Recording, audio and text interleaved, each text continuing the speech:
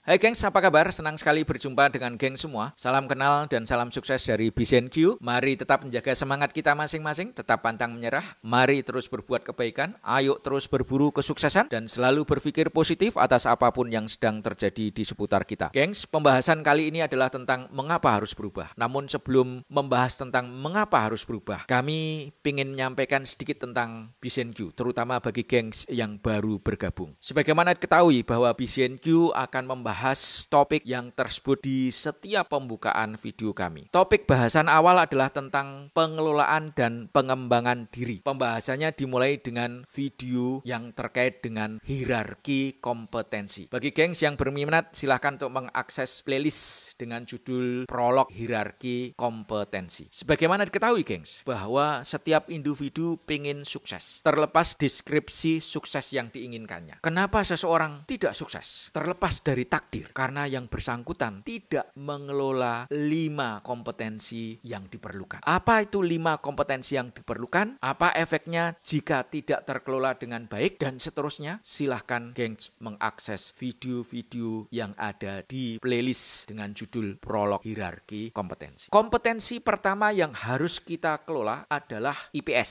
Bahasa kerennya intrapersonal skill, yakni bagaimana mengelola diri sendiri. Untuk bisa mengelola diri sendiri dengan baik, ada 9 komponen yang harus kita kelola. Di sini digambarkan dengan 2 segitiga. Ada segitiga dalam dan ada segitiga luar. Di segitiga dalam terdapat 6 komponen yang harus kita kelola, dan di segitiga luar terdapat 3 komponen pelengkap yang harus kita kelola agar pengelolaan diri kita semakin baik dari waktu ke waktu. Pembahasan dimulai dengan komponen-komponen yang ada di segitiga dalam, yakni dengan pertanyaan kritisnya. Are you really a potential person? Apakah kita merasa individu yang potensial? Apakah kita memang potensial? Apa itu yang dimaksud potensial? Kenapa potensi seseorang itu tidak berkembang secara maksimal? Hambatannya ada di mana saja? Adakah contoh individu-individu yang bisa mengelola potensinya secara maksimal dan bisa sukses bagaimana yang diinginkan? Semuanya itu sudah dibahas dalam 8 video yang ada di playlist dengan judul Potensi Diri versus Limitasi. Mana yang akan menang? Bagi gengs yang berminat untuk mendapatkan pembahasan yang kontekstual dan komprehensif, silahkan untuk mengakses playlist judul tersebut. Setelah kita bisa mengelola potensi diri kita sendiri, menyadari proporsi potensi yang tepat di dalam diri kita, maka berikutnya lagi komponen yang harus kita kelola adalah komponen yang kedua. Pertanyaan kritis untuk komponen kedua ini adalah, do you have a challenging goal? Apakah kita memiliki sasaran yang menantang di setiap fase kehidupan kita? Seseorang tidak mungkin sukses jika yang bersangkutan tidak memiliki sasaran kehidupan. Seseorang tidak mungkin sukses, apalagi sukses yang besar, jika sebelumnya tidak berani mencanangkan sasaran menantang untuk dirinya sendiri di setiap fase kehidupannya. Potensi seseorang itu akan muncul secara maksimal jika yang bersangkutan berani mencanangkan sasaran yang menantang untuk dirinya sendiri. Pembahasan mendetail tentang challenging goal. Apa itu yang dimaksud dengan challenging goal? Apa yang dimaksud dengan goal yang biasa-biasa saja? Apa hambatan seseorang tidak berani menetapkan goal yang menantang? Tantangan apa saja yang dihadapi saat membuat goal yang menantang? Dan lain sebagainya. Semuanya sudah dibahas di dalam 13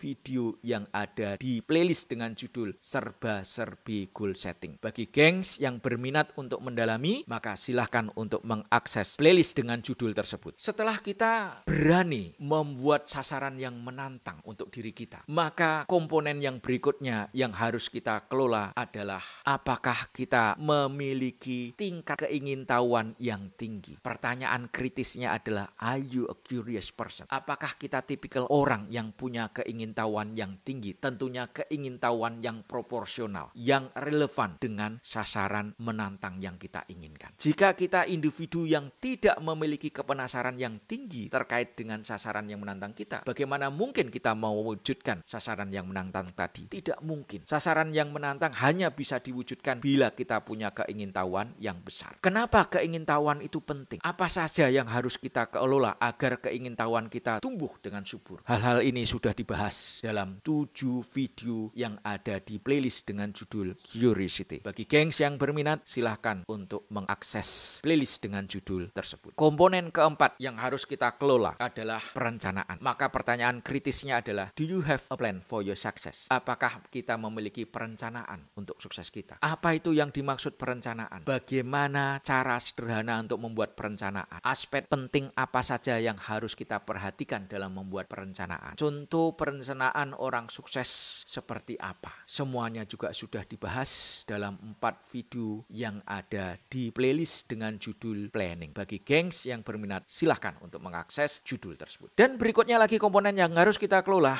adalah komponen yang kelima. Memiliki wacana sukses adalah bagus. Memiliki ide untuk bisa sukses itu adalah bagus. Ide yang diikuti dengan perencanaan itu lebih bagus lagi. Namun sekali lagi, apakah perencanaan tadi akhirnya dieksekusi, dilaksanakan ataukah tidak? Kalau perencanaan hanyalah sekedar perencanaan, wacana sekedar wacana, keinginan sekedar keinginan, bagaimana mungkin bisa sukses? Maka pertanyaan kritisnya adalah, how big is your execution power? Sebesar apakah daya eksekusi yang kita miliki? Apa itu yang dimaksud eksekusi? Kenapa itu penting? Sinyal-sinyal eksekusi kita lemah atau kuat? Apa yang harus kita perhatikan dan apa yang harus kita kelola supaya daya eksekusi kita dari waktu ke waktu semakin meningkat? Semua itu sudah dibahas dalam video yang ada di playlist dengan judul eksekusi. Sekali lagi bagi geng yang berminat, silahkan untuk mengakses video tersebut. Setelah kita bisa mengelola daya eksekusi kita, maka kita akan beranjak ke komponen berikutnya dalam pengelolaan diri. Bagi gengs yang berminat untuk mendapatkan video-video terbaru dari BizNQ, jangan lupa untuk subscribe ke channel BizNQ. Gengs, saatnya kita membahas komponen yang keenam sesuai dengan judul video kali ini. Seseorang sukses atau tidak tergantung apakah yang bersangkutan punya antusiasme terhadap perubahan atau tidak. Kalau seseorang antusiasme terhadap perubahannya itu minim, maka bisa diprediksikan bahwa yang bersangkutan kemungkinan suksesnya itu menjadi semakin mengecil. Mengapa kita harus berubah? Pertanyaan mengapa harus berubah itu pertanyaan yang serius atau pertanyaan yang usil, geng. Banyak di antara kita mengajukan pertanyaan sejenis ini namun dengan maksud sekedar usil. Kenapa sih kita harus berubah? Pertanyaannya bukan pertanyaan serius, tapi pertanyaan usil. Tapi nggak apa-apa, pertanyaan usil yang serius juga boleh. Kalau kita mendapatkan seseorang bertanya, usil tapi serius, mengapa kita harus berubah? Maka perlu kita jawab dengan pertanyaan balik. Bagaimana jika tidak ada perubahan dalam kehidupan kita? Itu pertanyaan balik. Apa kira-kira perasaan kita jika ternyata diri kita tidak ada perubahan? Seputar kita tidak ada perubahan. Apapun itu tidak ada perubahan. Bayangkan, kita bayi tetap bayi aja. Nggak ada perubahan menjadi remaja, menjadi dewasa, menjadi orang tua, nggak ada. Benda, tumbuhan, apapun yang ada di sekitar kita tidak berubah. Kira-kira kehidupan kita akan seperti apa, geng? Kalau kondisinya tidak ada perubahan sama sekali di diri kita dan hal-hal yang ada di sekitar kita. Membosankan kan kehidupan itu? Jadi, mengapa kita harus berubah? Ya, supaya hidup itu semakin berwarna. Supaya hidup itu semakin indah dan lain sebagainya. Jadi, mengapa kita harus berubah? Karena berubah itu identik dengan pertumbuhan, gengs. Apa itu yang dimaksud dengan pertumbuhan? Perubahan itu identik dengan proses peremajaan, identik dengan proses pembaruan, identik dengan proses perbaikan, identik dengan proses pengembangan, identik dengan proses penggantian. Bayangkan kalau di dalam kehidupan kita itu tidak ada proses pembaruan, tidak ada proses perbaikan, tidak ada proses pengembangan, tidak ada proses penggantian, maka hidup itu akan sangat membosankan. Oleh karena itu, gengs, perubahan itu adalah merupakan keharusan. Tidak hanya keharusan, tapi sudah kebutuhan. Jadi jangan pertanyakan lagi kenapa kita harus berubah. Karena berubah itu merupakan sebuah kebutuhan. Makanya ada pernyataan, there is nothing permanent but change. Tidak ada sesuatu yang permanen kecuali perubahan itu sendiri. Ini adalah pernyataan yang sangat lama. Pernyataan dari filsuf Yunani yang bernama Heraklitus. Pernyataan ini dinyatakan 500 tahun sebelum Masehi dan sampai sekarang masih relevan. Dari dulu sampai sekarang perubahan tetap menjadi topik yang hangat untuk diperbincangkan. Teringat oleh saya saat saya mau mulai menjalankan profesi, topik perubahan dibahas. Saat meniti karir, mulai manajer menengah hingga posisi strategis, perubahan tetap hangat dibicarakan. Berubah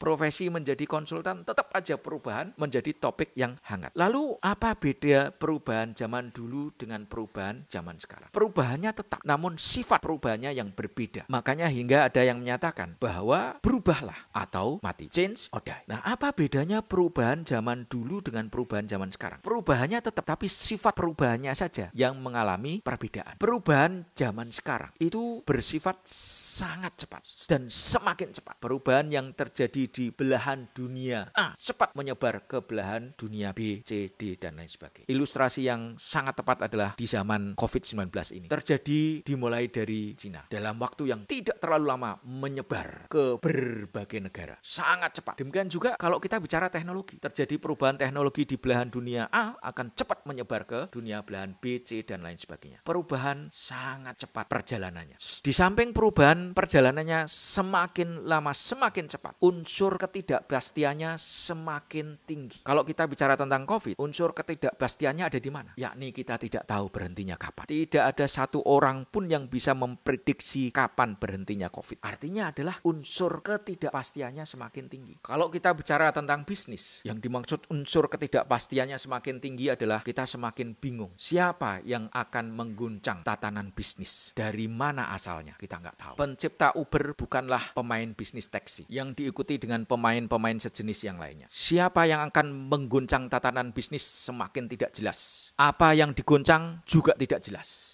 Efek guncangannya kemana juga tidak jelas. Nah, ini yang dimaksud unsur ketidakpastiannya semakin tinggi. Nah, ini sifat perubahan di zaman sekarang. Di samping itu semakin kompleks. Semakin kompleks yang dimaksud ini kalau kita kembali ke kasus COVID adalah semua pihak terdampak oleh COVID. Industri apapun terdampak. Individu dengan profesi apapun terdampak. Arah tembakannya gak karu-karuan. Nah, ini disebut kompleks. Kompleks dalam bentuk yang lainnya adalah semakin banyak faktor yang terlibat dalam sebuah perubahan. Dan sifat perubahan yang berikutnya adalah semakin ambigu. Semakin ambigu itu artinya tidak ada best practice. Tidak ada acuan yang tepat bagaimana harus merespon. Kalau kita kembali ke kasus COVID, tidak ada acuan bagaimana cara menangani COVID yang paling tepat. Semua negara sedang mencari metode atau bentuk penanganan yang tepat. Tidak ada referensi mana penanganan yang paling tepat. Ini disebutnya adalah kondisi yang ambigu. Nah, dalam dunia bisnis juga seperti itu. Sifat perubahan ini semakin ambigu karena tidak jelas harus ditanganinya dengan seperti apa. 4 sifat perubahan ini dikasih sebutan yang keren adalah VUCA. Gengs, yang perlu dicermati adalah 4 sifat perubahan ini memiliki daya gempur yang sangat luar biasa. Daya gempur ini memberikan efek apa, geng? Kembali terkait dengan change or die, berubah atau mati. Nah, tingkat matinya itu sangat menyesakkan kalau tidak direspon dengan baik perubahan tersebut. Nah, yang dimaksud mati di sini apa sih, geng? Yang dimaksud mati di sini adalah kalau kita tidak berubah, maka kita akan tergantikan. Kalau kita tidak berubah, maka kita akan tersisihkan. Kalau kita tidak berubah, maka akan terpinggirkan. Kalau kita tidak berubah, maka kita akan terkalahkan. Kalau kita tidak berubah, maka kita akan bangkrut dan lain sebagainya. Nah, tergantikan, tersisihkan, terpinggirkan, kalah, bangkrut itu menyakitkan, sangat menyakitkan. 4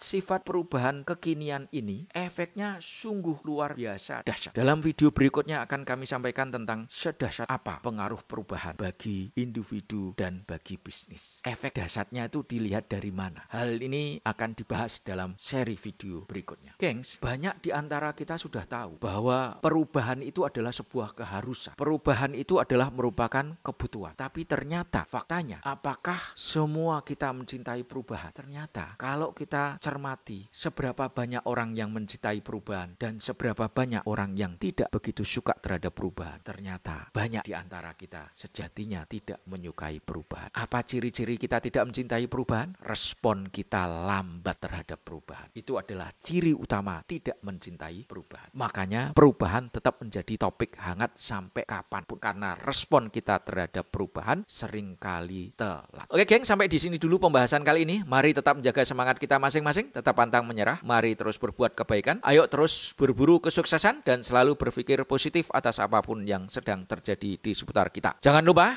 untuk subscribe, like, komen, share. Terima kasih, sampai ketemu di seri video berikutnya.